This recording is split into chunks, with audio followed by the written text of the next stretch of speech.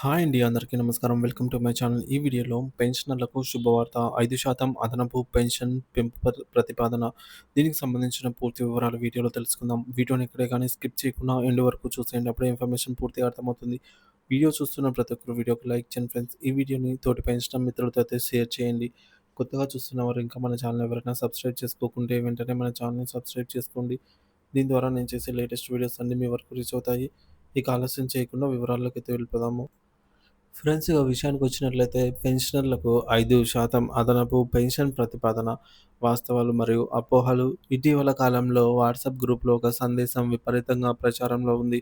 65 ఏళ్లు నిండిన పెన్షనర్లకు ప్రతి 5 సంవత్సరాలకోసారి 5% చొప్పున అదనపు పెన్షన్ పెంచే ప్రతిపాదనను గతంలో 110వ పార్లమెంటరీ స్టాండింగ్ కమిటీ చేసిన సిఫార్సుల మేరకు నూతనంగా మూడోసారి ఏర్పడిన ఎన్డీఏ ప్రభుత్వం ఆమోదించింది. ఇందుకు గాను మనం ప్రధానమంత్రి నరేంద్ర మోదీ గారికి కృతజ్ఞతలు తెలియజేయాలనేది ఆ సందేశం యొక్క సారాంశము. ఈ సందేశం ఈ మెసేజ్ అనేది అనేక గ్రూప్‌లలో కనీసం 20, 30 మంది సభ్యుల ద్వారా ఫార్వర్డ్ చేయబడుతూనే ఉంది. నిజానికి ఇది తప్పుడు సమాచారం అండి. మళ్ళీ ఇలాంటి సమాచారం అనేది ప్రచారంలోకి రావటాన్ని ఒక ఆశ్చర్యమే కలిగిస్తోంది. పెన్షన్ పెరుగుతుంది అనే వార్త ప్రజల్లోకి, ముఖ్యంగా పెన్షనర్లలోకి త్వరగానే వ్యాపిస్తోంది అనైతే అనిపిస్తోంది. అసలు జరిగిందేంటి అంటే, ప్రస్తుతం 80 ఏళ్లు నిండిన పెన్షనర్లకు ఆ వయసు దాటిన తర్వాత ప్రతి 5 సంవత్సరాలకోసారి 5% చొప్పున అదనపు పెన్షన్ ఇస్తున్నారు. దీని దీనికి అదనంగా 65 ఏళ్లు నిండిన పెన్షనర్లకు కూడా ఇదే పద్ధతిలో ప్రతి 5 సంవత్సరాలకు 5% పెన్షన్ పెంచాలి అనేది 110వ parliamentary personnel public grievances law and justice standing committee చేసిన సిఫార్సు. ఈ కమిటీలో తెలంగాణ రాష్ట్రానికి చెందిన శ్రీ కేఆర్ సురేష్ రెడ్డి గారు మరియు అప్పటి తెలుగుదేశం పార్టీ రాజ్యసభ్యులు కనకమేడల రవీంద్ర కుమార్ గారు కూడా సభ్యులుగా అయితే ఉన్నారు. కమిటీ సిఫార్సుల నేపథ్యం మరియు ముఖ్యాంశాలు. ఈ కమిటీ తన 62 పేజీల నివేదికను 110 ఫిబ్రవరి 2021న సమర్పించింది. ఇందులో ప్రధానంగా చర్చించిన అంశాలేంటంటే, మొదటిది మారుతున్న కుటుంబ వ్యవస్థ. ఉమ్మడి కుటుంబాలు కనుమరుగవుతున్న ప్రస్తుత తరుణంలో వృద్ధ దంపతులు ఒంటరిగా మిగిలిపోతున్నారు. వారి పిల్లలు ఉద్యోగరీత్యా వేరే ప్రాంతాలలో లేదా విదేశాలలో స్థిరపడుతున్నారు. దీంతో వృద్ధులకు అనారోగ్యం వంటి సమస్యలు వచ్చినప్పుడు చూసుకోవడానికి తక్షణ సహాయం అందటం లేదు. రెండవది పెరుగుతున్న వైద్య ఖర్చులు. గతంలో ఉమ్మడి కుటుంబాలలో ఎవరో ఒకరు వృద్ధులను ఆసుపత్రులకు తీసుకెళ్లి సేవలు చేసేవారు. కానీ ఇప్పుడు 60-70% మంది పెన్షనర్లు తమ వైద్య ఖర్చులకు తామే భరించాల్సి వస్తోంది. ఇది వారికి తీవ్ర ఆర్థిక భారంగా మారింది. మూడోది పెన్షన్ అదాలతులు మరియు సమస్యలు. పెన్షన్ అదాలతులను కేంద్రీకృతంగా నిర్వహించాలని, పెన్షనర్ల సమస్యలను గుర్తించడంలో మరియు పరిష్కరించడంలో వ్యవస్థ విఫలమవుతోందని కమిటీ అభిప్రాయపడింది. పెన్షన్ సంబంధిత ఫిర్యాదులను సాధారణ విషయాలుగా పరిగణిస్తున్నారే తప్ప వాటిని సత్వర పరిష్కరించటం లేదని పేర్కొంది. సిఫార్సులు. ఈ నేపథ్యంలో 65 ఏళ్లు నిండిన వారికి కూడా అదనపు పెన్షన్ సౌకర్యం కలిగించాలని, అలాగే ఫిక్స్డ్ మెడికల్ అలవెన్స్ నెలకు రూ. 1000 నుంచి 3000కు పెంచాలి అని కమిటీ సూచించింది. మొత్తం 28 సిఫార్సులు చేయగా వాటిలో కేవలం 5 మాత్రమే కేంద్ర ప్రభుత్వం ఆమోదించింది. 6 సిఫార్సులను నిర్ద్వంద్వంగా తిరస్కరించింది. మిగిలిన 17 సిఫార్సులను ఆమోదించలేదు కానీ పరిశీలనలో ఉన్నాయి అని పేర్కొంది. ముఖ్యంగా 65 ఏళ్లు దాటిన వారికి 5% అదనపు పెన్షన్ ఇవ్వాలన్న సిఫార్సు తిరస్కరించబడిన వాటిలో ఒకటి. పెన్షనర్ల గణాంకాలు. డిసెంబర్ 31, 2020 నాటికి కేంద్ర ప్రభుత్వ సివిలియన్ పెన్షనర్లు 10,95,352 మంది ఉన్నారు.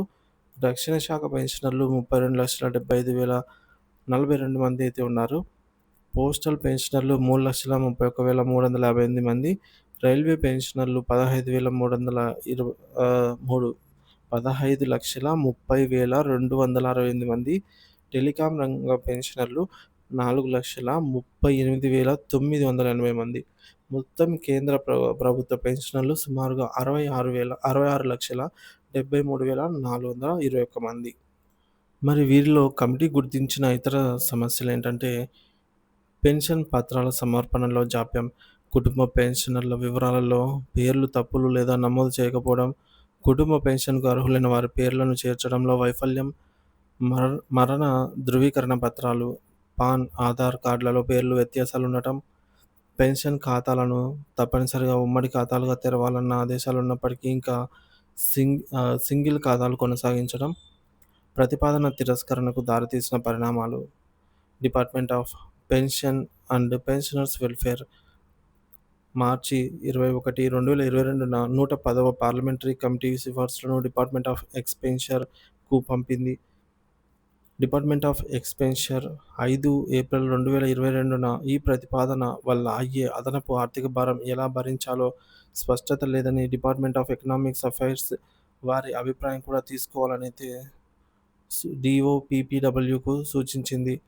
డీఓపీపీడబ్ల్యూ నుంచి డీఈఏకు మే 2, 2022న డీఓపీపీడబ్ల్యూ ఈ ప్రతిపాదనను డీఈఏకు పంపి ఆర్థిక భారంపై వారి అభిప్రాయాన్ని కోరింది.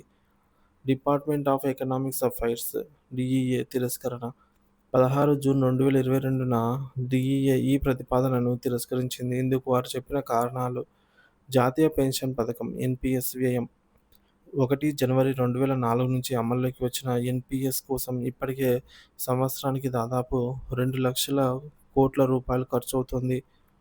పెరిగిన ఆయుర్దాయం పెన్షనర్ల సగటు ఆదాయం పెరిగింది. వారు తొందరగా మరణించడం లేదు, ఎక్కువ కాలం జీవిస్తున్నారు. దీనివల్ల ప్రభుత్వానికి పెన్షన్ల భారం దీర్ఘకాలంగా కొనసాగింది. రాష్ట్రాలపై ప్రభావం కేంద్రం ఈ ప్రతిపాదనను ఆమోదిస్తే రాష్ట్ర ప్రభుత్వాలు కూడా తమ పెన్షనర్ల నుంచి ఇదే విధమైన డిమాండ్లను ఎదుర్కోవాల్సి వస్తుంది. ఇది రాష్ట్రాల ఆర్థిక వ్యవస్థపై కూడా భారం మోపుతుందని పేర్కొంది. డీఓఈ బడ్జెట్ సెషన్ ఆమోదం డీఈఏ చేసిన సూచనలతో డీఓఈ బడ్జెట్ సెషన్ కూడా ఏకీభవించి ఈ ప్రతిపాదనను తిరస్కరించింది. ఇప్పటికే అధికంగా ఉన్న పెన్షన్ల భారం పెన్షనర్ల ఆయుర్దాయం పెరగడం వల్ల మరింత పెరుగుతుందని స్పష్టం చేసింది. మరి ఇటీవలి పరిణామం ఇటీవల జరిగిన పెన్షనర్ల సంఘాలతో జరిగిన సమావేశం యొక్క మినిట్స్‌ను ఏప్రిల్ 22, 2004న డీఓపీపీడబ్ల్యూ విడుదల చేసింది. అందులో కూడా పెన్షనర్లు తొందరగా మరణించకపోవడం వల్ల ఓల్డ్ పెన్షన్ స్కీమ్ ఓపీఎస్ ద్వారా అయ్యే ఖర్చు ఏటా పెరుగుతోందని, ఈ అదనపు ఆర్థిక భారాన్ని భరించే స్థితిలో కేంద్ర, రాష్ట్ర ప్రభుత్వాలు లేవని పునరుద్ఘాటించారు. 2004లో ఎన్‌పీఎస్ ప్రవేశపెట్టిన తర్వాత కూడా ఓపీఎస్ భారం తగ్గలేదని, కారణంగా పెన్షనర్లు ఎక్కువ కాలం జీవించడమేననైతే పేర్కొన్నారు.